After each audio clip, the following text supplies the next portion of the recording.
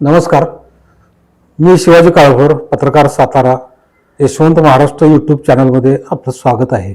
आता 3 टप्पे निवडणुकीचे शिल्लक आहेत आणि आत्ताच भाजप किंवा NDAला या निवडणुकीत बहुमत ओढाणलं आहे असं सांगण्याचा प्रयत्न भाजपचे नेते करतायत, परंतु वस्तुस्थिती तशी नाही. भाजपला आणि मोदींच्या लोकप्रियतेला प्रत्यक्षात ओहोटी लागल्याचं एकंदरीत दिसून येतं.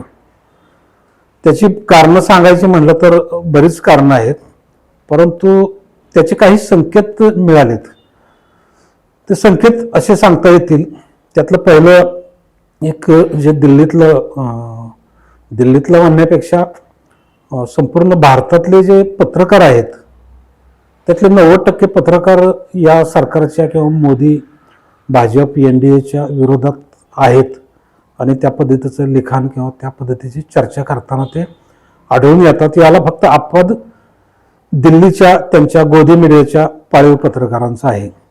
परंतु त्यातून एक दुसरी खबर अशी मिळते की झी मीडियाचे जे प्रमुख आहेत सुभाष चंद्रा यांनी तिथला जो मुख्य कार्यकारी अधिकारी होता झीचा त्याची हकालपट्टी केली आणि त्यांना संकेत मिळालेत की यावेळेला काही हे सरकार येत नाही.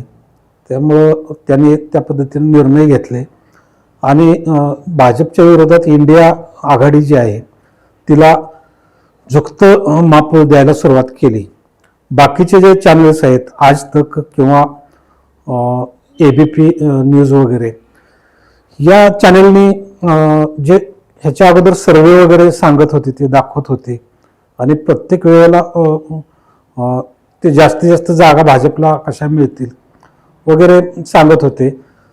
2019ला ज्यावेळेला दुसऱ्यांदा मोदींचं सरकार आलं सत्तेवर त्यावेळेला बरेचसे अंदाज त्यांचे चुकलेले होते, परंतु त्यांना बहुमत मिळालं. मीडिया त्यांच्याच बाजूने होता. परंतु जी पुलवामाची घटना घडली त्यामुळं देशात एकदम देशप्रेमाची लाट आली आणि त्याचा फायदा भाजपला झाला. आता परिस्थिती तशी नाही. या झीच्या बातमीशिवाय दुसऱ्या बातम्या यायला लागल्यात की तिथं दिल्लीतलं जे मंत्रालय आहे केंद्रीय मंत्रालय तिथल्या महत्त्वाच्या फायली जाळण्याचं किंवा तिथल्या मंत्रालयातल्या काही गोष्टींना आगी लागण्याचं प्रकार उघडकीस आलेले आहेत. अशा घटनापूर्वी महाराष्ट्रात ही सरकार बदलण्याच्या अगोदर घडत होत्या. यात काळबेर असतं, बऱ्याचशा फायली ह्या गायब करायच्या असतात, कारण सत्ताधारी त्यावेळेचे जे मंत्री वगैरे असतात किंवा सत्ताधारी मंडळी त्यांना पुढच्या सरकारच्या कायदेशीर कचाट्यातून किंवा भ्रष्टाचाराच्या खटल्यामधून सुटायचं असतं. त्यामुळे या घटना घडत असतात. मध्यंतरी एक व्हिडिओ सोशल मीडियावर प्रसिद्ध झाला होता. त्यात एका विद्वानानं असं सांगितलं होतं की मोदी ही निवडणूक जिंकण्याची किंवा मोदींना मतं देण्याची 101 कारणं माझ्याकडे आहेत आणि तशी कारणं त्यानं दिलेली होती, परंतु ती सगळी कारणं किंवा ते आर्टिकल असेल ते मोदींच्या बाजूनच होतं, विरोधात एकही काही शब्द लिहिलेला नव्हता. प्रत्यक्षात मोदींच्या विरोधात सांगण्यासारखी 1001 कारणं मिळू शकतील. त्यातले मग विरोधकांना त्रास देणे, त्यांची सरकारं उलथवणे, विरोधकांच्या मागं CBI इन्कम टॅक्स यंत्रणा किंवा ED लावणे, त्यांना छळणं, सरकारे पाडणे अशा प्रकारांचा समावेश होतो. त्याशिवाय विरोधी जे स्ट्रॉंग नेते आहेत हेमंत सोरेन किंवा अरविंद केजरीवाल यांच्यासारखे त्यांना निवडणुकीच्या मोक्यात तुरुंगात डांबणे, त्यांना सरळ ठेवणे, त्यासाठी कायद्यात सुधारणा करणे, दिल्लीत केजरीवाल यांना काम करू न देणे, लेफ्टनंट गव्हर्नर जे आहेत नायब राज्यपाल त्यांच्या हातात कारभार देणे. गेल्या दिल्लीत दोन्ही निवडणुकांमध्ये त्यांना 7 पैकी 7 जागा मिळालेल्या होत्या. एका बाजूला विधानसभेला संपूर्ण कौल केजरीवालांच्या बाजूने असायचं, परंतु लोकसभेला मोदींना पसंती देत होते मतदार. यावेळेला काँग्रेसची युती आहे आणि तसं काही होणार नाही असा जाणकारांचा अंदाज आहे. यावेळच्या प्रचारात मोदींनी राष्ट्रीय मुद्दे म्हणजे कुठलेही महत्त्वाचे मुद्दे आणले ना जे जनतेला प्रिय आहेत, महागाई असू द्यात, बेरोजगारी असू द्यात, अग्निवीर योजना असू द्यात किंवा शेतकऱ्यांचे मुद्दे असू द्यात, या मुद्द्यांना कुठलंही महत्त्व दिलं नाही. त्यांनी सुरुवात राहुल गांधींना टार्गेट करण्यापासून केली आणि मुद्दे नसल्यामुळे मंगळसूत्र, घुसखोर, मुस्लिम, हिंदू मुस्लिम यांचाच प्रचार जास्त करू लागले आणि महाराष्ट्रासारख्या ठिकाणी त्यांना 15-15, 16-16 सभा घ्यायला लागल्या. याचा अर्थ सगळ्यांनी असा घेतला की महाराष्ट्रात महायुतीच्या दृष्टीनं पूर्णतः वाईट असं वातावरण आहे. मोदींनी प्रचार करताना आपलं सरकारचंच जणू काही मोदीकरण झाले किंवा पक्षाचं मोदीकरण झाले अशा पद्धतीनं प्रचार केला. त्यांचे फोटो वगैरे सगळीकडे लागत होते किंवा तेच स्वतःच मोदी सरकार असं म्हणत होते. नंतर त्यांची भाषा बदलली. त्यांच्या प्रतिमेचं येथील जनतेला, मतदारांना अजीर्ण झालं. त्यांची भाषा बदलली आणि राम मंदिर, 370 हे मुद्दे मागं पडले. जे जिव्हाळ्याचे प्रश्न आहेत त्यांच्यावर ते बोलणं टाळू लागले. एक वेळ तर अशी आली की ज्या मोदींना अंबानी, अडाणींवरून केजरीवाल, राहुल गांधी हे त्यांना टार्गेट करत होते, त्यांचीच नावं घेऊन मोदींना असं सांगावं लागलं की अडाणी, अंबानी तुमच्याकडे टेम्पो भरून, पोती भरून नोटा घेऊन आले होते, असं जनतेला ते काही चित्र विचित्र असं सांगू लागले. अर्थात ते जनतेला पटणार नव्हतं, कारण अडाणी, अंबानी हे कोणाचे आहेत आणि त्यांची किती लाख कोटी रुपयांची कर्जही मोदींनी माफ करून देशाच्या अर्थव्यवस्थेला सुरुंग लावण्याचा कसा प्रयत्न केला. ज्या निर्मला सीतारामन म्हणतात की माझ्याकडे पैसे नाहीत त्यामुळे मी निवडणूक लढवणार नाही, त्याच वेळेला निर्मला सीतारामन यांच्या बरोबर जो देशातला मोठा लॉटरी किंग होता तो त्यांच्याबरोबर चर्चा करतानाचे फोटो पेपरमध्ये आलेले होते.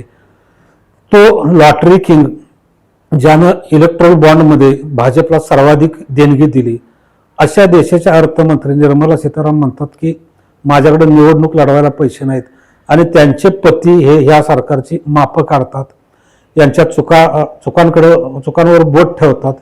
यातच सगळं काही येतं. ईडी, सीबीआय, इन्कम टॅक्स ह्या यंत्रणांचा मोदी सरकारने अगदी शेवटपर्यंत त्या यंत्रणा हात धुवून मागं लावले. विरोधकांच्या, अगदी ज्याने अर्ज भरले होते उमेदवारीचे त्यांच्या मागं लावल्या. जे व्यापारी सरळ मार्गानं व्यवसाय करत होते आपले, परंतु त्यांनी देणग्या दिल्या नाहीत, इलेक्ट्रॉल बॉन्ड खरेदी केले नाहीत भाजपचे, त्यामुळं ते पण त्यांच्या टार्गेटवर आले, त्यांना लक्ष करण्यात आलं. त्यामुळं बरेचसे व्यापारी वर्गात संतापाची लाट उसळलेली आहे. भाजपचे नेते निवडणूक जाहीर व्हायच्या आधीपासून सांगत होते की यावेळेला आम्ही 400 पार करू, पण तो मुद्दा घेऊन राहुल गांधींनी असा प्रचार सुरू केला की यांना संविधान बदलायचे, राज्यघटना बदलायची आहे, त्यामुळं यांना 400च्या वर जागा पाहिजेत. यांचा हेतू, काळा हेतू आता उघड झालेला आहे. त्याचा मतदारांवर, अल्पसंख्याकांवर मोठा परिणाम झालेला आहे.